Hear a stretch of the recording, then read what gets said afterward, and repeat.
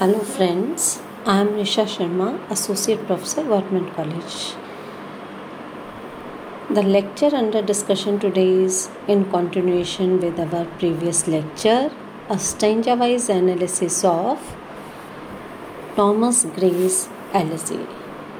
Till now, we have learned what Thomas Gray wants us to know is how the poverty, ignorance, illiteracy were hurdle in the growth of these simple villagers. They couldn't become great in life due to their poverty and due to their illiteracy.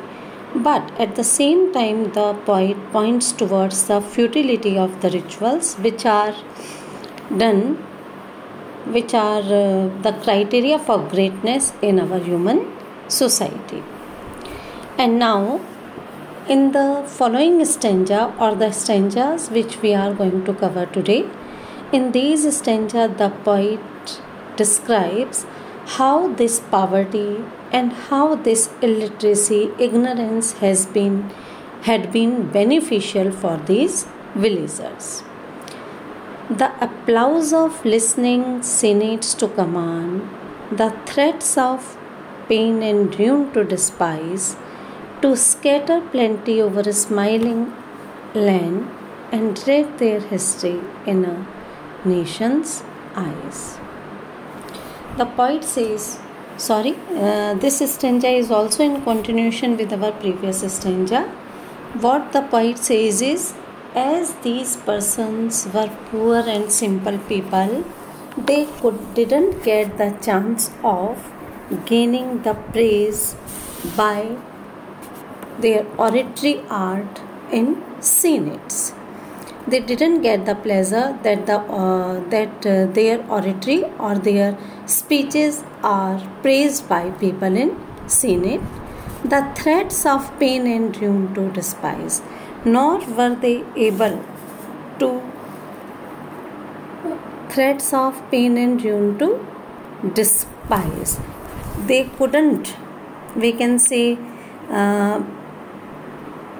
fears of torture, death and banishment, they couldn't scorn or they couldn't explain to their people that they do not like these things.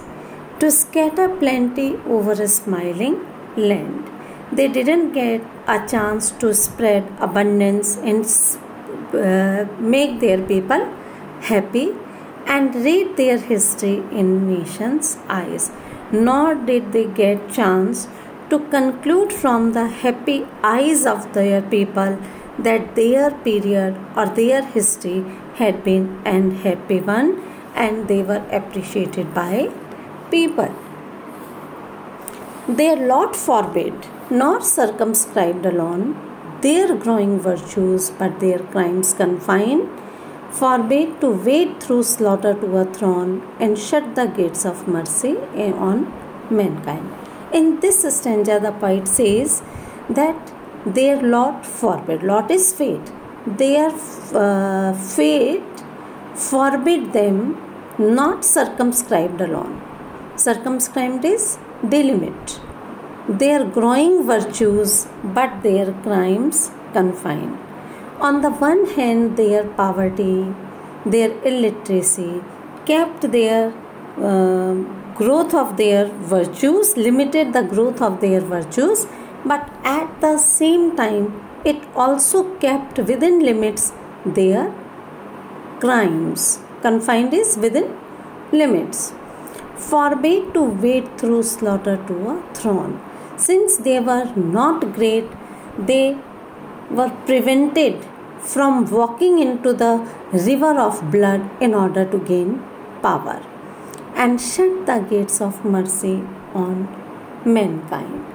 And they didn't allow anyone, since they were poor, since they were not rich, they didn't have to shut the feelings of mercy on mankind. Their obscure lot saved them from being merciless.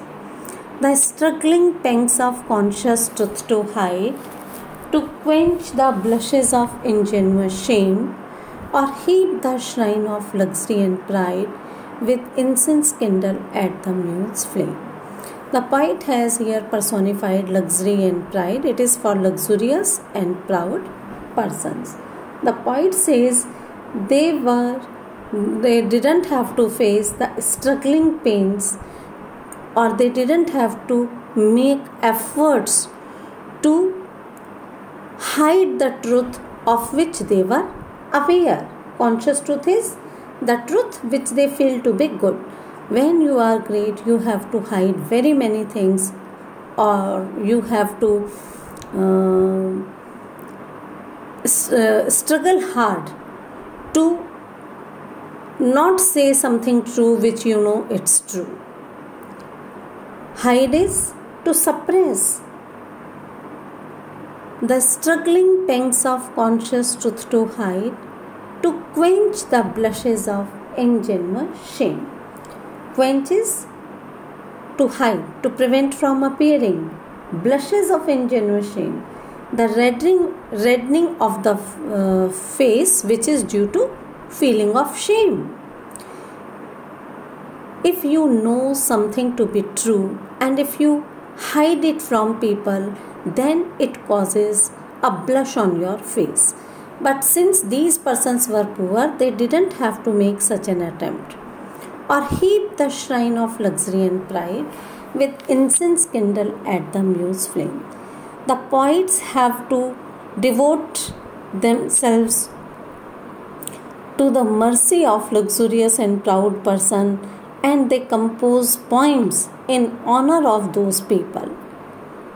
But since they were not great people, they were not forced to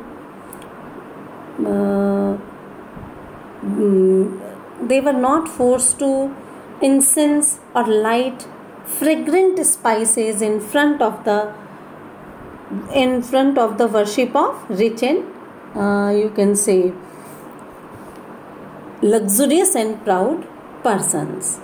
Since people write in honor of great men in order to win their favor, and it was a practice during Grace time. But since these people were not great, or we can say not luxurious, they were free from these sorts of tricks. Far from the madding crowd's ignoble strife, their sober wishes never learned to stray along the cool sequestered vale of life. They kept the noiseless tenor of their way. Far from the madding crowd. This line was made title of a novel by Thomas Hardy. Far from the madding crowd. There is so much crowd or so many people in city that their noises make one madden. But since they were far from the madding crowd's ignoble strife. And what is the thing which make people mad is ignoble. Strife. Strife is struggles, competitions, mean competitions. Far from the maddening crowd's ignoble strife, their sober wishes. Sober wishes is their normal desire, moderate desire. They never had inordinate desire, and that's why they were free from the maddening competitions of the city life. Along the cool sequestered way of life, their quiet life is compared to a cool lonely valley. Just as a valley is free from the storms, so was their life free from the disturbances that surround a great man. Along the cool sequestered vale of life, they kept the noiseless tenor of their way. Noiseless. Life is compared to a journey, and these people were running their life very smoothly without making any noise.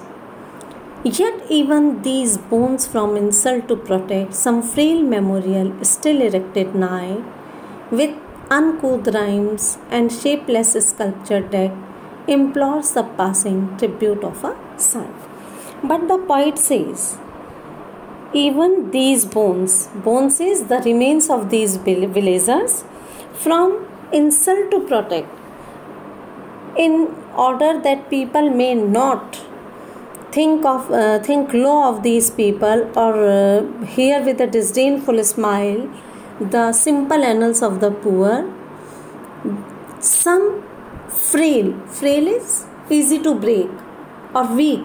Memorial is a trophy still erected nigh. Some sort of monument has been erected near their graves by the one who, for these villagers, by the people who remember them, with uncouth rhymes. But the poetry lines which are written are uncouth, not sophisticated, and shapeless sculpture. Sculpture is also shapeless because they are not good or they are not expert people, but still they serves the purpose. They request the passing people to express sorrow over their death. For whose their name their ears spelt by the unlettered muse, the place of fame and elegy supply. Their ears is death of the birth date and death date, spelled by the unlettered muse. Since they haven't been spelled correctly, the poet says that these name and their years have been spelled or written by the person or illiterate poet. But the place of fame and elegy supply.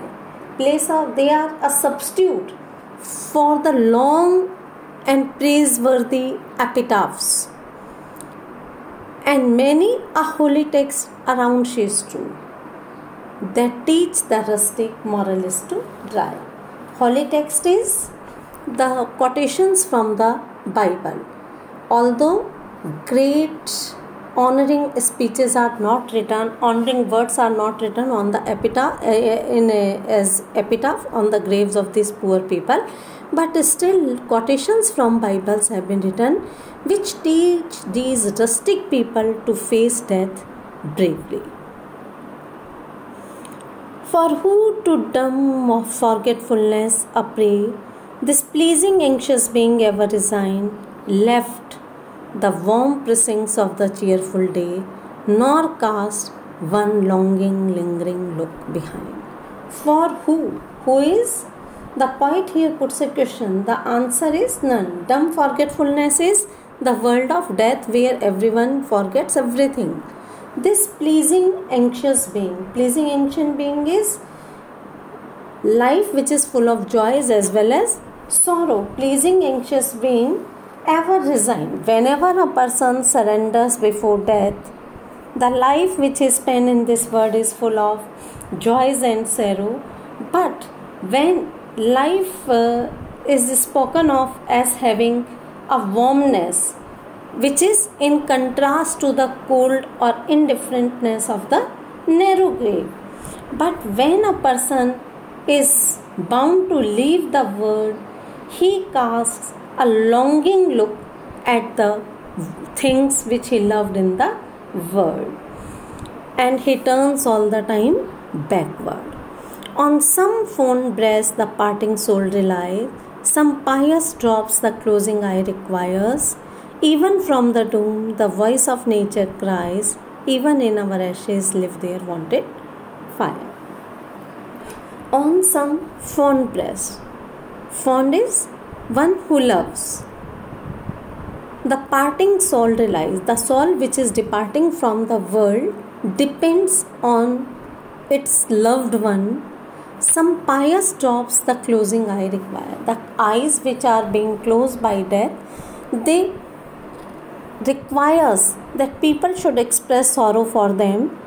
Even from the tomb the voice of nature cries. It is our natural desire, and it is reflected on the tombs or on the words, and even in our ashes live their wonted fires. When our body turns into dust, the strong desire for being remembered can still be seen in the body which has turned into ash. The poet says it is a natural desire of human being. One, even those who are dead and buried, even they have a craving for loving remembrance. They desire to be remembered even after death, and that's why their monuments are erected and words are written on them. The other part of this will be completed in our next video. Thank you.